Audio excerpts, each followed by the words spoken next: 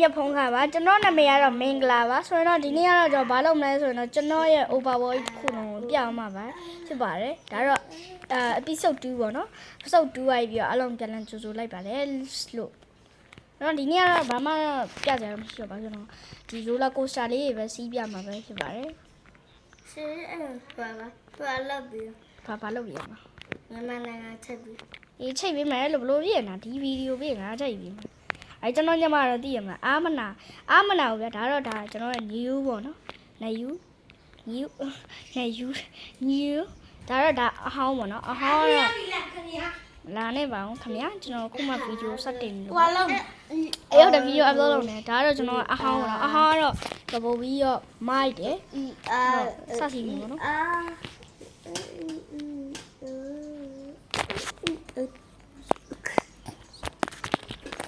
စစီပြီပေါ့နော်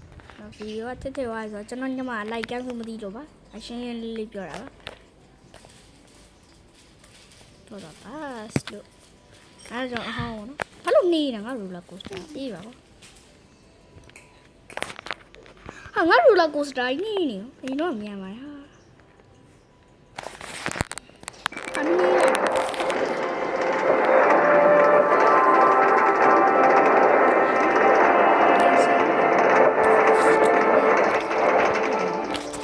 တို့ဒီမှာဝင်လာရောမင်းဝင်လာတယ်ငါစားပါအမြဲတမ်းလက်နေကိုမင်းမဝင်လာတော့ချင်းစားပါအရှိ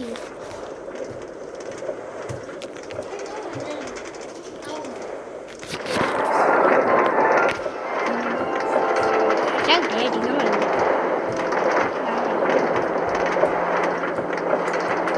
ငါစိတ်တယ်ပဲနေွားလားတကယ်နေွားလား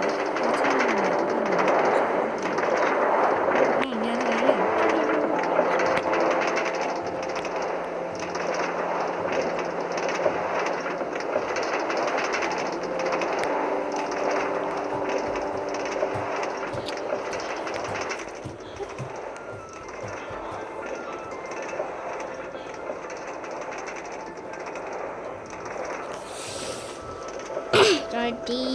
အခုဗီဒီယိုရဲ့အလင်းမှာလဲကျွန်တော် mention 3လောက်ခေါ်ပေးထားမယ်အဲ့3ခေါက်ကိုလဲထုံးတဲ့အတိုင်းမလုပ်ပေးမလဲ subscribe ဒါပြီးရင်တော့အဲ့မှာဖြစ်တယ်လမ်းနေလို့ရရမယ်ဆိုလမ်းနေလို့ဘလို့မှရှင်